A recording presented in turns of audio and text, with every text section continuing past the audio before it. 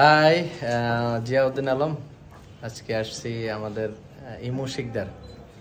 আমাদের একটা কাজ চলছে, নাটকের নাম এখনো ঠিক না, তবে শিরোনাম লেখা আছে।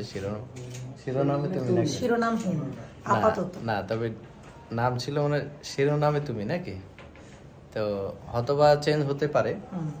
তো আজকে ইমুর সাথে আমাদের প্রথম কাজ, কিন্তু আমার ডিরেকশন না, আমার ছোট ভাই LNT2 ডিরেকশন দিচ্ছে। তো নাটকটি নিয়ে একটু তোমার থেকে শুনতে চাচ্ছি। It's a challenging character.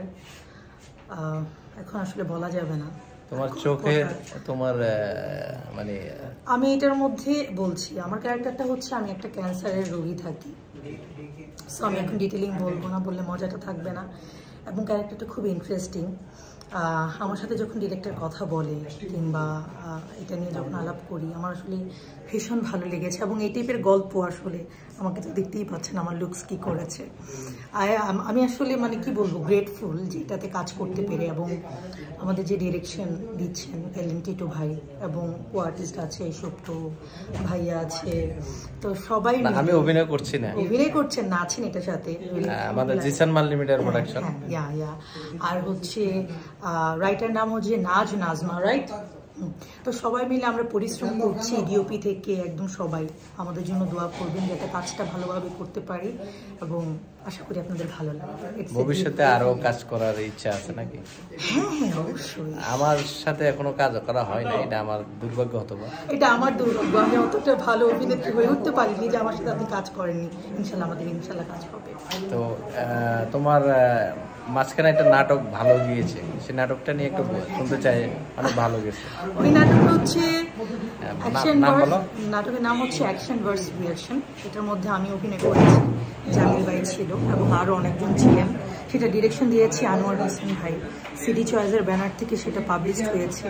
আপনাদের অনেক ভালোবাসা পেয়ে আমি আসলে আপ্লুত। সবাইকে অনেক অনেক ধন্যবাদ। নোয়াখালী? না, আর বাড়ি নোয়াখালী নয়। কোন দায়? আর বাড়ি কথা বলতেছেন কিল্লাই? আনে কিল্লা কথা কন? আর নোয়াখালী আইছি। আর বাড়ি হইলো বরিশাল। হ্যাঁ, তো নোয়াখালী ভাষা করতে গিয়ে কেমন প্রবলেম হইতেছে? আর প্রবলেম হইতে হয় না, কারণ হইলো আজ যখন এই কাজটা করি আই নোয়াখালী ভাষা শিখি লই, তো আর প্রবলেম হয় না। দর্শকদের জন্য বলো। আপনাদের জন্য বলছি, আমরা আসলে এই কাজটা বা আমরা যখন কোনো প্রোডাকশন করি, আমরা অনেক ভালোবাসা দিয়ে খুবই কষ্ট করে কাজটা করি। এবং একটা কথা আমি বলি যে কিছু কাজ হচ্ছে আর্টস ফর আর্টস, কিছু কাজ হচ্ছে আর্টস ফর পিপল। সো আমরা আসলে দুইটাকেই ব্লেন্ডিং করে কাজটা করি। আমাদের পাশে যদি আপনারা না থাকেন, আপনাদের যদি সাপোর্ট না থাকে, আপনাদেরকে ভালো কাজ দিতে পারবো না আমরা। সো সবাই ভালো কাজ দেখবেন, পাশে থাকবেন এবং ভালো ভালো কমেন্টস করবেন। আল্লাহ হাফেজ, আবার দেখা হচ্ছে। আপনাদের লাগে আবার দেখা হবে।